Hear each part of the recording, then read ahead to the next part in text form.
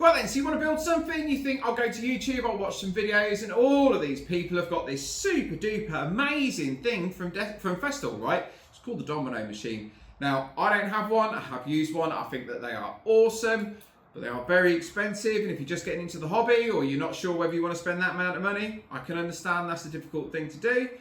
What we're going to do is we're going to have a quick chat about the cheap alternatives to the Festool Domino.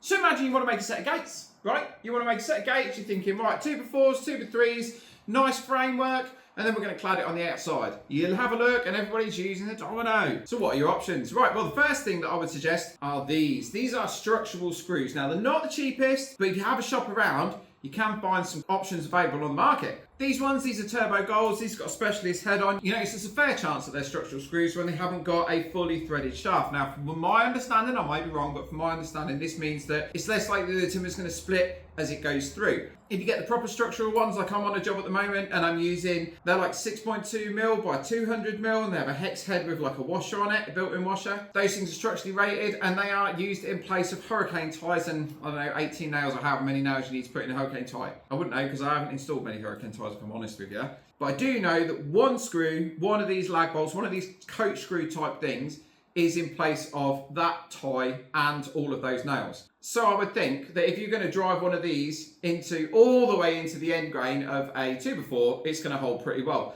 I've built a set of 6x6 gates, well, two 6x6 gates to cover a 12-foot span, and I had to go with coach screws, right? So it's a little bit of an experiment to see whether it would work, and instead of doing the loose tenons, which is what I normally do, I decided to use the coach screws, and they were 200 mil long. So obviously the timber is 89 mil, 3.5 inches, and it went into about here, and then there was this much in the other piece of timber. Obviously I did use glue, a proper exterior grade polyurethane glue, and it worked perfectly. They have held up to some horrendous storms that we've had just recently. So I do think it's a bit of a winner, and I definitely think it's worth a go. I think I picked up a box of 50 for this recent job, and they were like $19.95 plus VAT, so it's a lot cheaper than a Domino. Next on the list would be loose tenons. I'm a massive fan of loose tenons. It's just a Domino, isn't it, at the end of the day? But what I tend to do is I use a router, okay? Because I'm cheap and I haven't got a Domino, so I find the best thing to do is get a router, set it up with a bit that's exactly the same diameter of the piece of wood that you're going to use as your Domino or as your tenon, and then I mark it out and do it in the normal thirds like you would do for any mortise and tenon joint. For a 1/2 inch router, you can pick up a 1/2 inch bit. 1/4 inch router, you can maybe go with a 10 mil bit, something like that, and you just pop it in, mark front and back, and just go back and forth, and you open that up, knock your tenon in there with a bit of glue, and job's good. One thing I would recommend is on that tenon, when you size it, I'm just looking around to see if I've got any, but I haven't. It's really helpful if you file a groove into that tenon, and what that does is it allows the glue to come back out so you don't get like a hydrolock in there. I'm a huge fan of the loose tenon, especially when we're doing joinery, you know, for things like gates, tables, all that sort of stuff, when you still want that traditional type fixing in there, but when you don't necessarily have the machinery or the skills to create proper mortise and tenon joints, works perfectly. The next thing I would say are splines, people.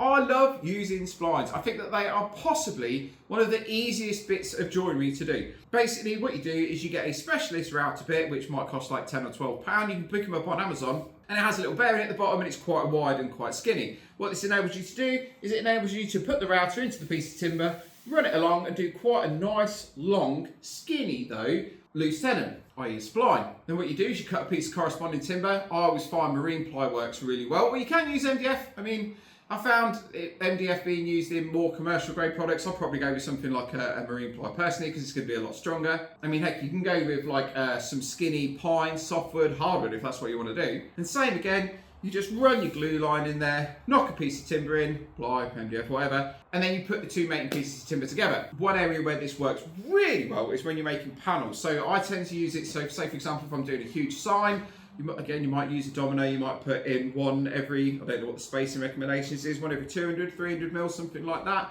And you might put 2 in there or 4 in there. I just tend to route a huge spline into it and knock a piece of timber in and clamp it all together. And I have not had one fail yet. I've used it on internal, external work, and I haven't had one go wrong. So I think that's a really, really, really easy, simple thing to do, because all you have to do is set the right height, and then you just make sure that when you do your mating surfaces, you just route on the same surface. Super simple, super easy.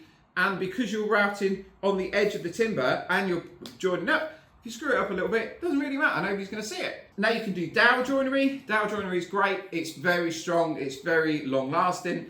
The only problem you might find if you're trying to do dowels, especially if you're a beginner, is that there's no wiggle room really in it, right?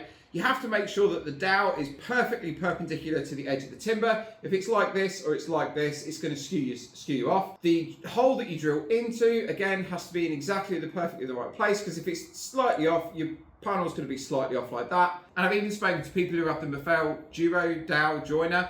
It's quite expensive. I think it's more expensive than the Domino. Even they have said it can be quite difficult, because if you have rough timber or you're working with things that might vary a little bit, or there might be a little bit of rock in it, that can really screw you up. So yeah, dowel joinery is great, but you need to make sure that either you're using a really good quality jig, or that you're sort of using them like biscuits with a bit of glue, in that they're just there for a bit of alignment and not a huge amount of strength. Not that it can't be done, because it can. I've done it in the past, but it can be a pain in the butt. All right, there can be a pain in the butt. What I tend to do is I would, say for example, I'm using a spline, I would get that material pretty much almost to finish size.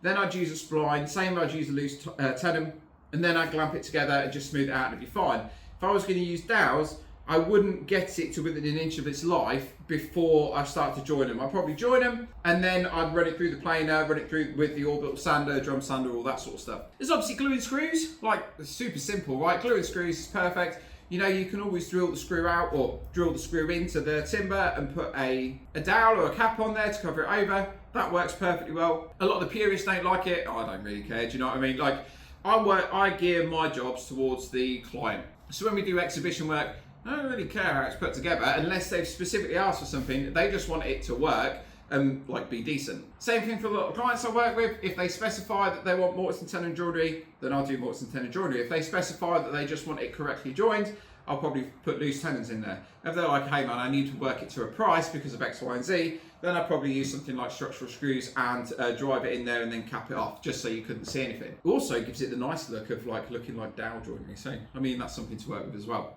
And last but not least, the easiest of the easy would be something like a half lap joint. Right, everybody can do a half lap joint. All you got to do is cut the timber down here, cut the timber down there, cut the corresponding part on the other piece, make it together, glue it, screw it, and job's good 'un. A lot of the time you don't even have to screw it. The beautiful thing with a half lap is, again, if you have a router, that's going to give you a huge solid join on there. I always use half laps when I'm doing the diagonal bracing on a gate. It runs across the centre rail, and then when you can get those routed out and so that they're nice and tight, man, with that glue join in there, that gate's not twisting or bending or warping or doing anything. That is solid. And those are my 5 super easy, super simple, relatively cheap alternatives to a Festool Domino. I would love to know what you have to say below. Have I missed anything? Could I put anything in? Should I have included it? Should I have kept anything out? Do you think any of my ideas are rubbish? Please let me know. You have a great evening. Thank you very much. And if you're still watching, you are awesome. And you take it easy and you have a great day.